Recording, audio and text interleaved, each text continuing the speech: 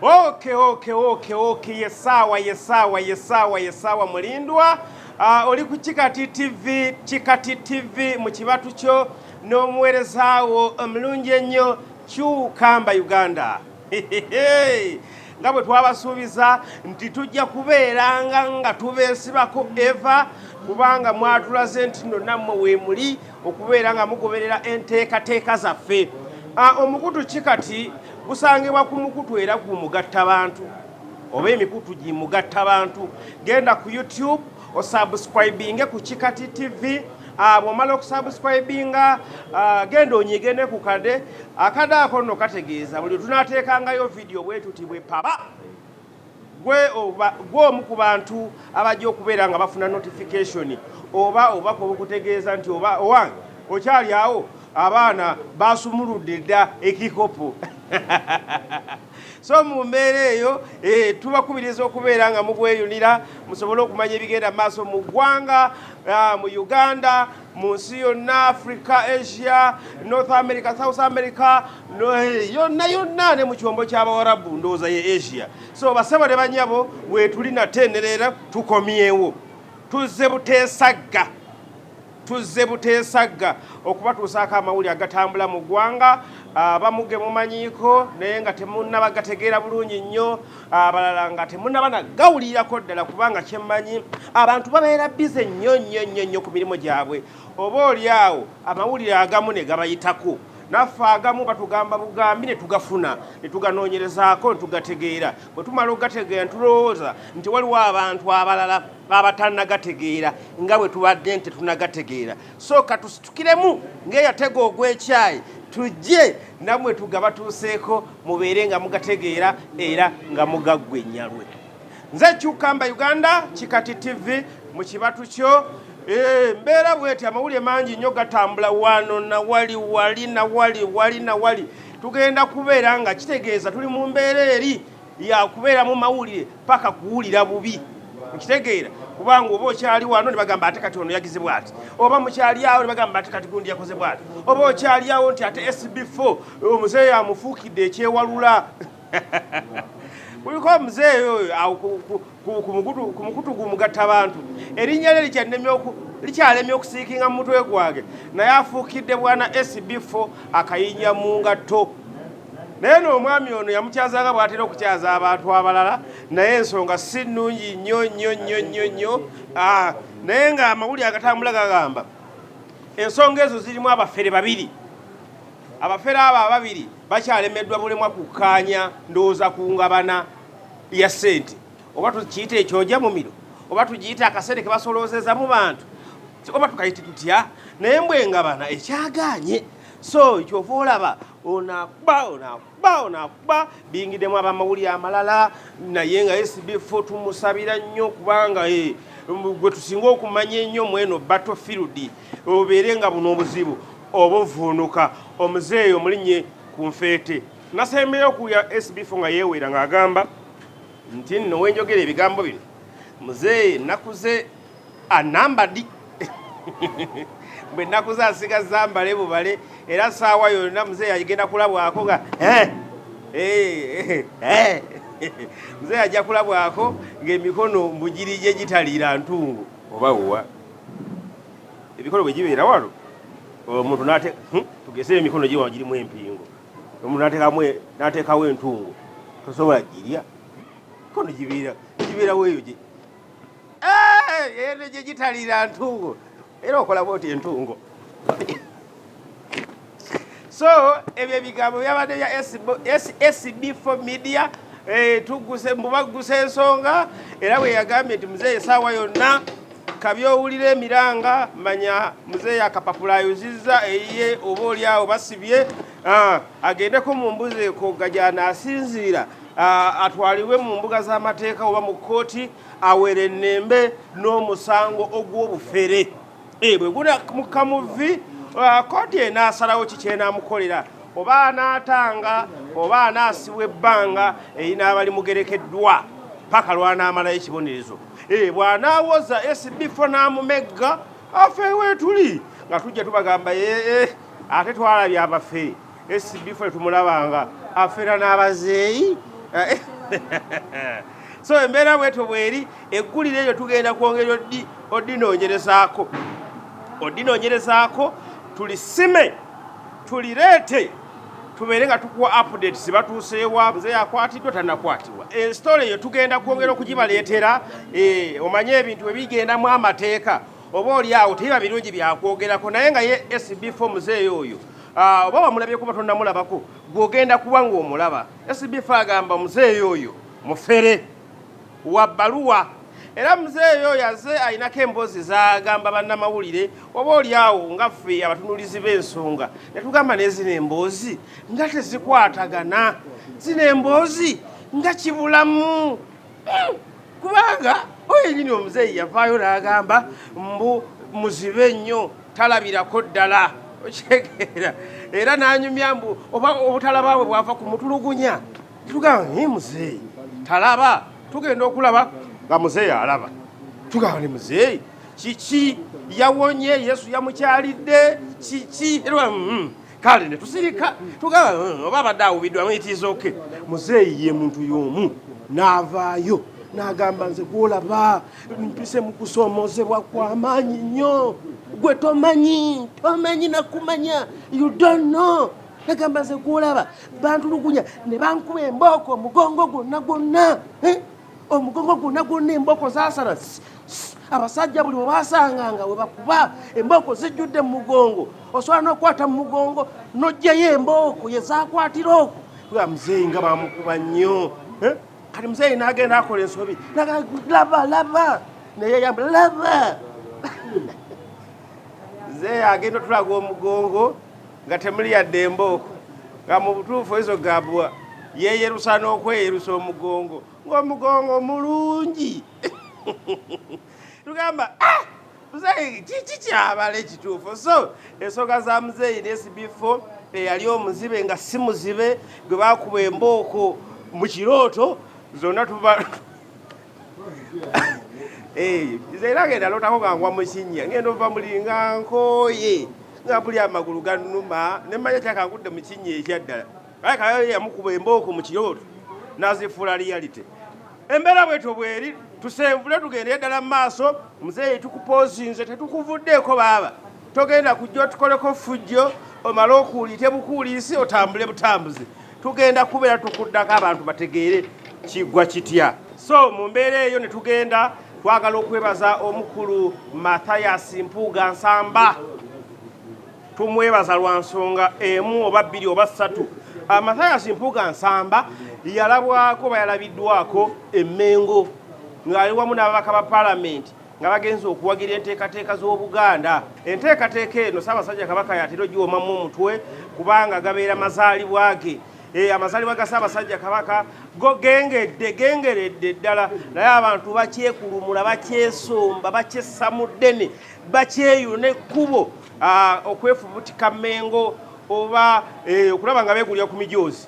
Emijoozi gyegiri atanagufuna gufune. So n'omukulu Mathias Mpuuga yabadde n'ababaka ba paalamenti bagenda emmengo okuwagira Obuganda ne bagulira ddala emijoozi egiwera. Ndowooza bagigula tegibeera gy'ababaka bagigabira abantu ne beetaba mu nteekateeka za Ssaabasajja. Mu mbeera eyo ne twongera okukwebaza ennyo ssebo n'ababaka ba paalamenti mwebale kuwagira Buganda n'okukubiriza abantu okubeera nga bajjumbira emisinde. Emisinde egyo girina emigaso mingi nnyo. Omulamwa gwe tuliko gwa kulwanyisa akawuka ka mukenenya oba akawuka akaleeta mukenenya oba akawuka ka siriimu HIV/AIDS gwe mulamwa gw'omwaka guno. So mu mbeera eyo buli muntu agula omujoozi nga oli mwetegefu okudduka oba togenda kudduka naye ng'ogamba nze mpagidde enteekateeka za Ssaabasajja Kabaka gwe manya ebyobulamu bitaddeko ettofaali eddene ennyo. Ne mu kitabo tuli kuteekamu mu gazeeti ti abasajja abo bebalwanyisa akawuka mu mwaka gw'2024. So mu mbeera eyo obujoozi butambula era ng'omulamwa gugamba tudduke tulwanyise nawookeera wa siriimu by 2030 2023 nga mu Uganda temukyalemu yadde omuntu alina akawuka. So enteekateeka emyaka giweddeyo enteekateeka no y'amaanyi bw'ogitunuulira olanga enteekateeka y'amaanyi kubanga mu 2000 twagamba nga 23 nga tewakyali kawuka kati tuli mu 2024 tusigazizza ndowooza emyaka 6 okubeera nga akawuka ka mukenenya mu ggwanga kaggwereddemu ddala era tukubiriza abasajja Katikkiro asiba akyogera lunye oba lumye agamba musajja gwe tutaasa abaana ab'obuwala abaana ab'obuwala nammwe mwebeeremu naye bagamba omusajja kisandikire ku ggwe okubeera ng'otaasa omwana ow'obuwala okubeera nga takusiiga kawuka oba nga tomusiiga kawuka so mu mbeera ezo osobola okukozesa obupiira osobola okwekebeza osobola okukozesa obupiira n'obeera nga akawuka naawe okalwanyisiza mu ngeri eyo naye tusigale nnyo ku mulamwa bannange tubeere ku mulamwa ekintu kitubeere mu bwongo bwaffe nti by 2030 nga n'obupiira bwavaawo nga n'akawuka kavaawo nga tulinga abali ku mulembe gwa Adamu ne Eva nga twaddamu dda okweyagala omulamu ogwo mukulu so Mathias Mpuuga Nsamba yabadde ensonga ne babaka banna ba palamenti lwaki yabadde ensonga kuba ennaku zino abadde nnyo mu mawulire nga yakoze bwati yavuddeyo yagambye bwati bamuzzeemu n'abaddamu nti kati kyova olaba tumukulembeza era tusobola okugamba y'omu bakulembedde ababaka ogenda Mmengo okulaba nga beefunira ku bukiiti obwo obw'okuddukiramu emisinde gy'amazaalibwa ga Ssaabasajja Kabaka wa Buganda Ronald Kimera Muwenda Mutebi owookubiri so basabale bannyabo era omukulu y'omu y'oyo Mathias Mpuuga Mpuuga otwagadde oyagadde Obuganda n'oddana wali oyagadde Mmengo n'okunakuna olwanyisiza akawuka Mpuuga nfere ntugamba nti mukulu Nsamba kyekyokulabirako ekituufu ye tulu leader alina ebyokulabirako ebituufu abantu balina okugoberera mu mbeera eyo kubanga bwe yagenze n'ababaka okugula emijoozi teyakomye okwo n'addayo abantu bannyendo Mukungwe ebitundu by'e Masaka eyo kubanga alabiddwako oba yalabiddwako Mathias Mpuuga ng'ate ali ne bakulu banne omubadde omukulu MP Seggona ng'era bazzeeyo Mmengo nga bazzeeyo Mmengo mu mbeera y'emu nga bazzeeyo Mmengo mu mbeera y'emu okuddamu okwegulira ku mijoozi netugamba bannange omukulu Mpuuga tetukirabangako kino bannange sikirabanga kino tetukirabanga kino Mpuuga kyakoze tetukirabanga ageze n'ababaka ba palamenti n'amala n'addayo ne Baseggona kino tetukirabanga omulanga yagutegeera nti 23 akawuka tubeere nga tekakyali mu ggwanga obujoozi nga bujjumbidde kino bannange nze tetukirabanga so twogera okwebaza Mathias Mpuuga Nsamba weebale tuve ku bigambo bino ebigenda biyitingana ku social media ne mu bantu tusooke tugyewo kino era twebaza omukulu Mathias Mpuuga Nsamba weebale kujjumbira ateekateeka za Ssaabasajja nakubeera nga gwe weesowoddeyo ng'omutwe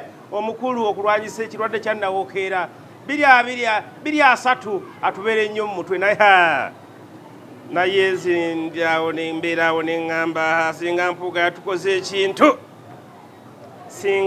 yatukoze ekintu n'agenda n'agula obujoozi bwa miliyoni 5 n'akwatawo miliyoni nga 5 kuba ndowooza omutwe oguŋŋamba azirina oba azijjawo omutwe oguŋŋamba azirina miliyoni 5 n'azikwata n'agulamu obujoozi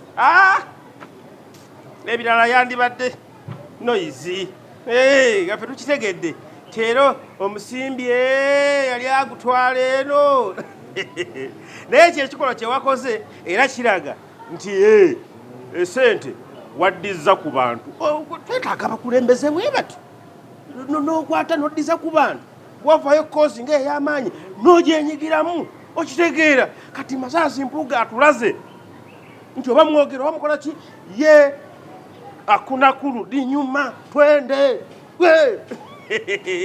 so thank you so much Mathias Mpuuga Nsamba yes oli ku CHIKATI TV Kamba Uganda Shamira ali mabega wa kamera director Rodi Kalubobo nawe bali bayagamba akola yeka bali ababeera awe bali waliwo abantu so mu mbeera ye amawulire ga Mpuuga tugatadde naye ennaku olwaleero bakoosa ggulo akatambi ako kabaddewo ddi akatambi ako kabaddewo ddi lwaleero ggulo koosa ggulo waliwo akatambi kazungana ku mikutu gye mugatta bantu.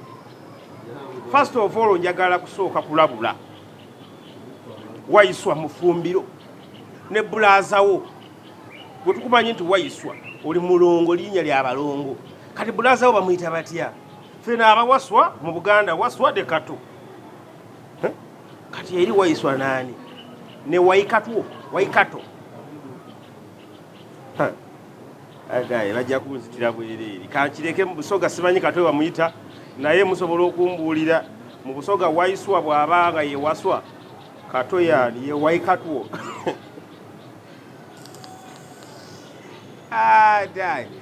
kyenjagala okulabula baana mmwe mukoleyo ekintu kimu muli balongo mufune ebintu ebibaawula otherwise omuntu agenda gwa mu ngumi ezitali zize omuntu agenda mukuba ekikonde ekitabadde kike akifiiringe hoti.